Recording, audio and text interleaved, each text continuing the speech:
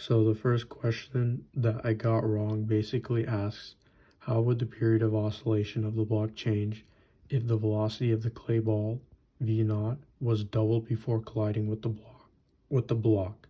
And the answer I chose is that it would halve the period. This is wrong because according to the formula on the right, the only factors that affect the period of oscillation of a pendulum are the length of the string and g. I made the mistake of thinking that if v naught was doubled, then the angular velocity of the pendulum would also double, thus making the pendulum move at half the time. This is wrong because although that does happen, another effect that happens is that the amplitude will also increase as well. So the change balances out and there is no change to the period. The second question that I got wrong basically asks, which statement explains why the marble on the bowl undergoes oscillatory motion? The answer I chose is that the normal force exerted on the marble decreases with increasing distance from the bottom of the bowl. This is wrong because although it is true that this happens, it does not give any reasoning or explanation to the restoring force that keeps the marble in oscillatory motion. The correct answer would be that the net force exerted on the marble always has a component directed toward the bottom of the bowl. The reason this is correct is because the statement talks about a downward net force. This, in other words, is the restoring force. And the reason it is because as the ball moves to the max amplitude on one side of the bowl, the downward net force forces the ball to move back down instead of flying away. And this is what maintains the marble's oscillatory motion. The next question that I got wrong asks how the linear momentum of the bob changes as it swings from its highest to lowest point. And the answer I chose was that it decreases in magnitude and does not change direction. This is wrong because according to the velocity versus time graph of the pendulum bob, at its highest point the velocity is 0 with no direction, and at its lowest point the velocity is at its maximum with a positive or negative direction. So given this information, the answer is the linear momentum of the pendulum bob increases in magnitude and changes direction. The next question that I got wrong asks when a block in simple harmonic motion does negative work. The answer I chose was at time td.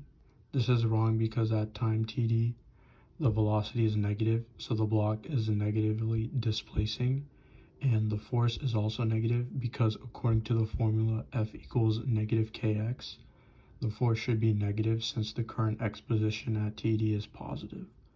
This means that work is positive since both the displacement and force are negative. The correct answer is instead tc.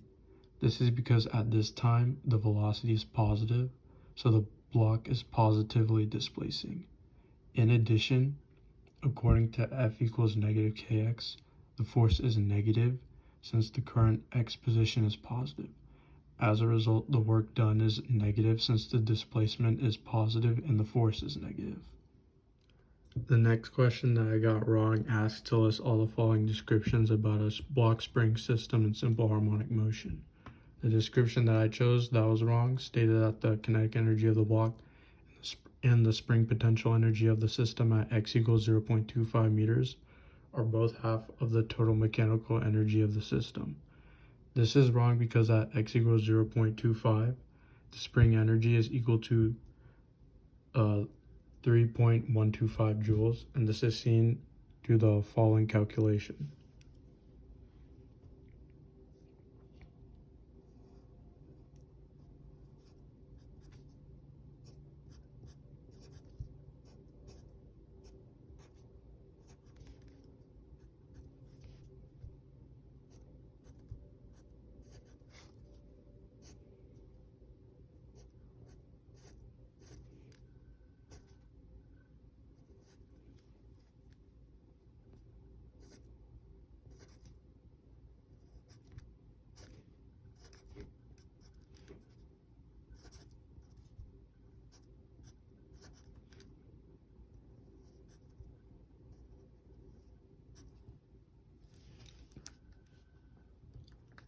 The kinetic energy at this time can be found by calculating the change in spring energy from x equals 0.5 meters to 0.25 meters.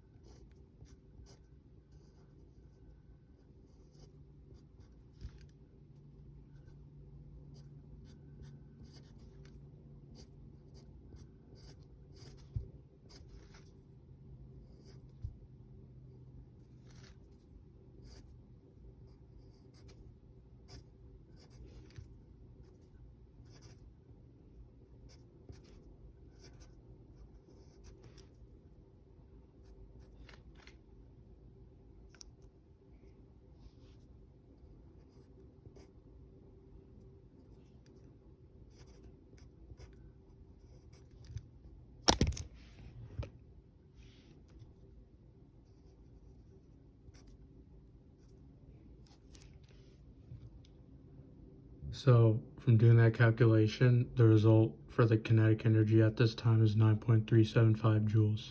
So given this information, we can easily say that the kinetic energy and the spring potential energy are not half of the total mechanical energy of the system, because the total would be, when you add those two up, it's 12.5 joules, and half of that, half of 12.5 joules would be around like 6 joules, and that's obviously not equal to 3.125 or 9.375.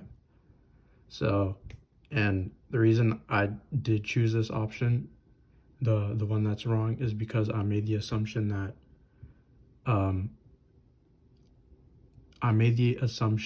the spring potential energy is linearly proportional to x, when it is not, since given the formula US equals 1/2 kx squared. So the squared does not make it linear. The next question I got wrong basically asked me what the speed of a 0.05 kilogram pendulum is after dropping from 1.0 meters to 0.8 meters.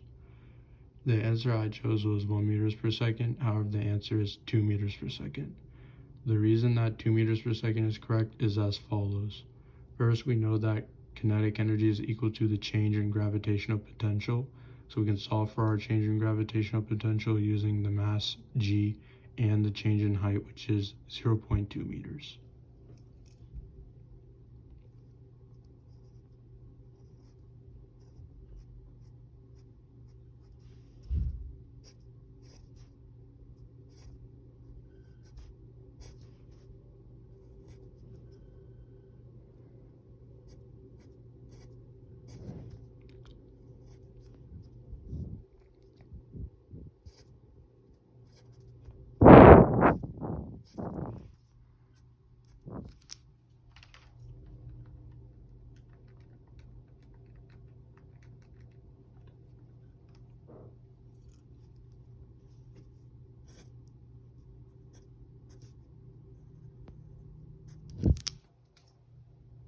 We can then set this equal to 1/2 mv squared, which is the formula for kinetic energy, and then solve for v.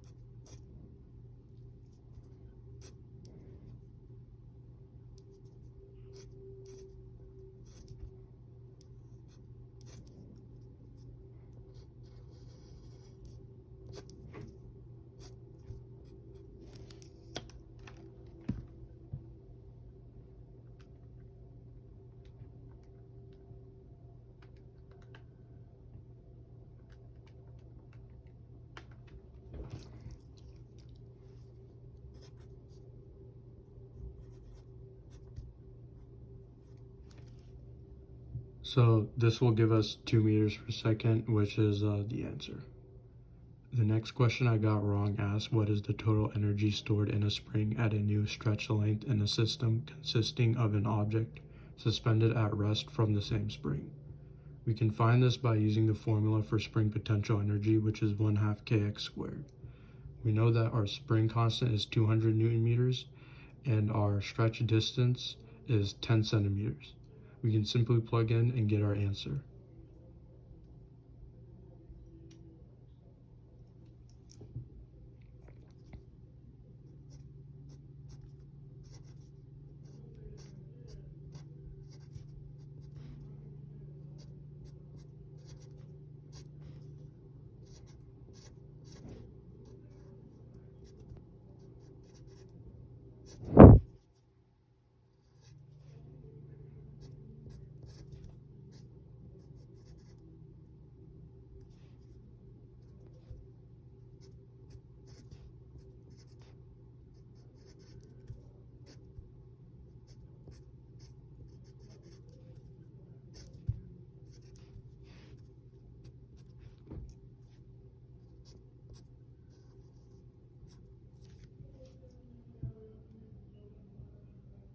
After doing this, we can see that the answer is 1 joule. The reason I got this question wrong initially is because I chose 10 joules, and this mistake came from me not squaring the distance stretched in my calculations. The next question I got wrong asks what procedure should a student consider in order to observe what causes the significant change in the time for one swing after every oscillation. I incorrectly chose that the student should make sure that the length of the string is not too long. This is wrong because although the length of a string will affect the time of oscillation for a simple pendulum, the length of the string does not alone cause the pendulum to have a different oscillation time for each oscillation. The answer I should have instead selected was for the student to make sure that the difference in height between the pendulum's release position and the rest position was not too large. This is to make sure that the vertical change of the pendulum is minimized so that the pendulum can oscillate at a small angle.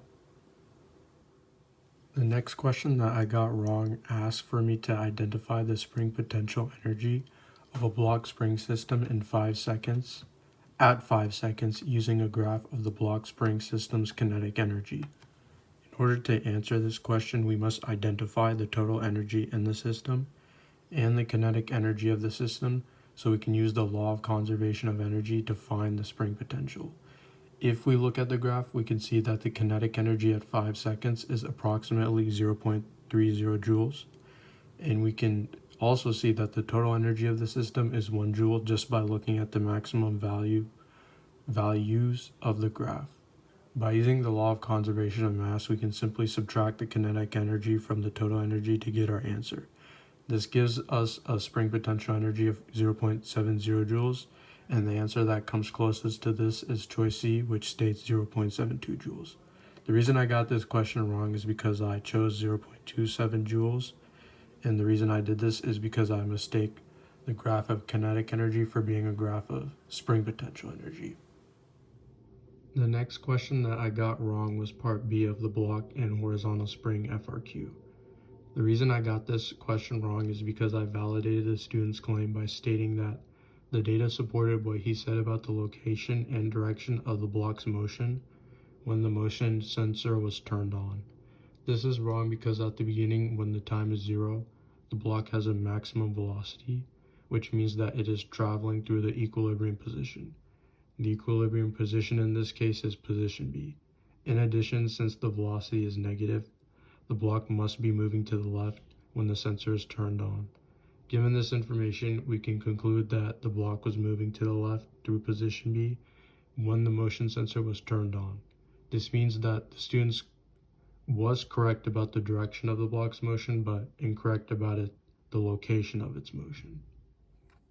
The next question that I got wrong was part A of the pendulum motion FRQ. This is because although I did draw the correct forces on my free body diagram, I made a mistake by not making force tension have a bigger magnitude than force gravity. The reason this is important to include in my free body diagram is because the pendulum is in circular motion. As a result, there needs to be a net force pointing to the center.